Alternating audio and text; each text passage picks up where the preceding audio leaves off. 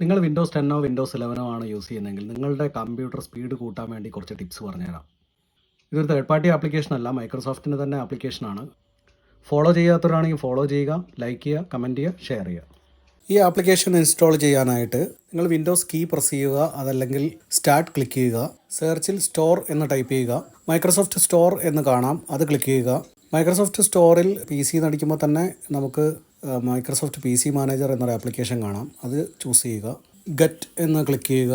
Installation കഴിയുന്നവരെ wait ചെയ്യുക. നമ്മുടെ സിസ്റ്റത്തിലെ സ്പീഡിനെ ആശ്രയിച്ചിരിക്കുന്ന ഒരു പ്രധാനപ്പെട്ട ഘടകമാണ് C ഡ്രൈവിലെ ഫ്രീ സ്പേസ്. ഇത് മാനേജ് ചെയ്യാൻ വേണ്ടി നമ്മൾ ഈ സോഫ്റ്റ്വെയർ ഓപ്പൺ ചെയ്തതിന് ശേഷം ബൂസ്റ്റ് എന്ന് ക്ലിക്ക് ചെയ്യുകയാണെങ്കിൽ ഓട്ടോമാറ്റിക്കായിട്ട് ടെമ്പററി ഫയൽസ് കംപ്ലീറ്റ് ഡിലീറ്റ് ചെയ്യപ്പെടും.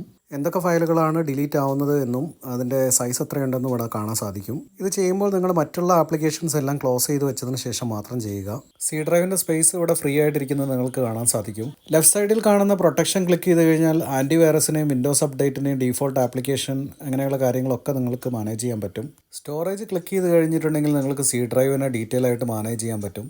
അതിൽ ഡീപ്പ് ക്ലീനപ്പ് എന്ന് പറയുന്നതാണ് നമ്മൾ നേരത്തെ ഡാഷ്ബോർഡിൽ കൊടുത്ത ബൂസ്റ്റ് എന്ന ഓപ്ഷനാണത്. Downloaded files, large files, duplicate files ഇങ്ങനെ നിങ്ങൾക്ക് ഇവിടുന്ന് മാനുവലി തന്നെ ഡാറ്റകൾ ഡിലീറ്റ് ചെയ്യാവുന്നതാണ്.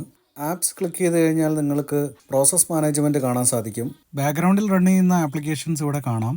ആവശ്യമില്ലാത്ത ആപ്ലിക്കേഷൻസ് നിങ്ങൾക്ക് എൻഡ് ചെയ്യാവുന്നതാണ്. വിൻഡോസ് ലോഡ് ചെയ്യുമ്പോൾ തന്നെ എന്തൊക്കെ ആപ്ലിക്കേഷൻസ് ലോഡ് ചെയ്യണം എന്നുള്ളത് നിങ്ങൾക്ക് ഇവിടെ തീരുമാനിക്കാം.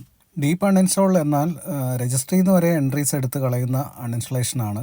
ഇത് നല്ലൊരു ആപ്ലിക്കേഷനാണ്. തേർഡ് പാർട്ടി ആപ്ലിക്കേഷൻ ഉപയോഗിക്കേണ്ട കാര്യം വരുന്നില്ല. ഇങ്ങനെയുള്ള വീഡിയോസ് ഇനിയും നമ്മൾ അപ്ലോഡ് ചെയ്യുന്നതായിരിക്കും. ഫോളോ ചെയ്യാത്തവരാണെങ്കിൽ ഫോളോ ചെയ്യുക.